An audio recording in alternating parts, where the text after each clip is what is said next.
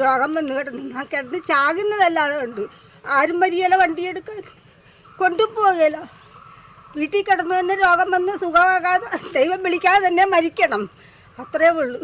ഞങ്ങൾക്ക് ആടിന് അവിടെ 4ഉം 3ഉം ഒക്കെ കല്ലിരിപ്പുണ്ട്.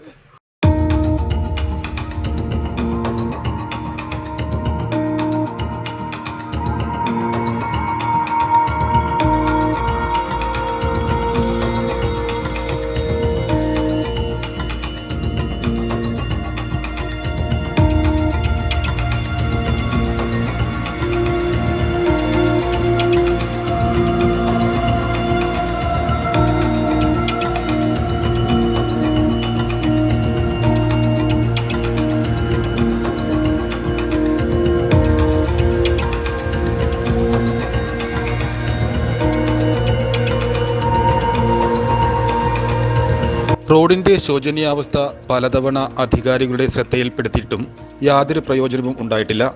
നിരവധി സ്കൂൾ കുട്ടികൾ ദിവസേന ഈ റോഡ് വഴി സൈക്കിളിൽ നിന്നും വീഴുന്നുണ്ട്. ആശുപത്രി ആവശ്യങ്ങൾക്കും ദൂരെ ജോലി ചെയ്യുന്ന സ്ത്രീകൾ വീട്ടിലേക്കെത്താനും ഈ റോഡാണ് ഏക ആശ്രയം.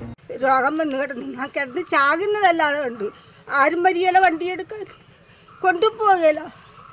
വീട്ടിൽ കിടന്നു തന്നെ രോഗം വന്ന് സുഖമാകാതെ ദൈവം വിളിക്കാതെ തന്നെ മരിക്കണം. അത്രേ ഉള്ളൂ. ഞങ്ങൾക്ക് ആടിന് അവിടെ 4ഉം 3ഉം ഒക്കെ കല്ലിരിപ്പുണ്ട്.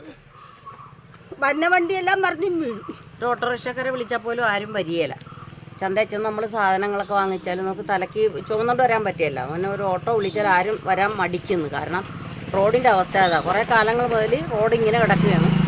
ഇവിടെ എന്ന് പറഞ്ഞാൽ ഒരുപാട് രാഷ്ട്രീയക്കാരുണ്ട്. ഇതിൽ കൂടെ BJP-ക്കാർ പോകുന്നുണ്ട്, CPM-കാർ പോകുന്നുണ്ട്, കോൺഗ്രസ്സുകാർ പോകുന്നുണ്ട്. പക്ഷേ ഇത് ആരുമല്ലല്ലോ. ഒരു ഓട്ടോറിക്ഷക്കാർ നമ്മൾ ചന്തയിൽ നിന്ന് വിളിച്ച് ആശുപത്രിയിൽ, എൻ്റെ അമ്മയാണെങ്കിൽ 86 വയസ്സുണ്ട്.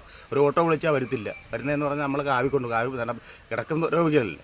ഇത് ആരെ വന്നാലും റോഡ് ശരിയാക്കണം എന്നല്ല. ഈ 15-ാം വാർഡിലുള്ള റോഡുകളിൽ ഏറ്റവും ആദ്യം വന്ന റോഡാണിത്. 1982 വന്ന റോഡാണ്. ഇതുവരെ ഇതിൽ മെയിൻ്റനൻസ് ചെയ്തില്ല. ഇതിൻ്റെ 4 ഭാഗം റോഡുകൾ നല്ല അടിപൊളിയായിട്ട് നിൽക്കുന്നുണ്ട്. ഇത് നമുക്ക് വേറൊന്നുമല്ല. എല്ലാ ആൾക്കാരും ഇതിൽ കൂടെ അല്ലേ പോകണത്. രാഷ്ട്രീയമല്ലല്ലോ. എല്ലാ ആൾക്കാരും റോഡിൽ കൂടെ പോകണം. നമ്മുടെ പെങ്ങാമാർക്കൊക്കെ അസുഖങ്ങളുണ്ടായി ഒരുപാട് പേര്, കിടപ്പ് രോഗികൾ ഒരുപാടുണ്ട്. ഒരു ഓട്ടോറിക്ഷക്കാരെ വിളിച്ചാൽ വരുത്തില്ല. റോഡ് നന്നാക്കണമെന്നാവശ്യപ്പെട്ട് ആക്ഷൻ കൗൺസിൽ രൂപീകരിച്ചിട്ടുണ്ട്. ആക്ഷൻ കൗൺസിലിന്റെ നേതൃത്വത്തിലാണ് റോഡിൽ മാറാമ്പും വാഴയും വെച്ച് പ്രതിഷേധിച്ചത്. ചെയ്തവരങ്ങ് പോകും. പിന്നെ ഇത് പൊളിഞ്ഞ് ഈ കിടപ്പ് വർഷങ്ങളായിട്ട് കിടക്കണം. ഇപ്പോൾ വീട്ടിലേക്ക് സാധനം എടുക്കാൻ തന്നെ ഓട്ടോക്കാരെ വിളിച്ചാൽ ഇതിന് മുമ്പുള്ള പൊളിച്ചിരി സമയത്തും ഓട്ടോക്കാർ പാത്ത് നിൽക്കും. പരിചയമുള്ളവരൊക്കെ വരത്തില്ല. പിന്നെ സഹി കിട്ട ആരെങ്കിലും ഒക്കെ പിടിച്ച് മറ്റു റോഡേ കൂടെ വേണം ഇവിടെ എത്തിക്കാൻ ഞങ്ങളുടെ വീട്ടിൽ.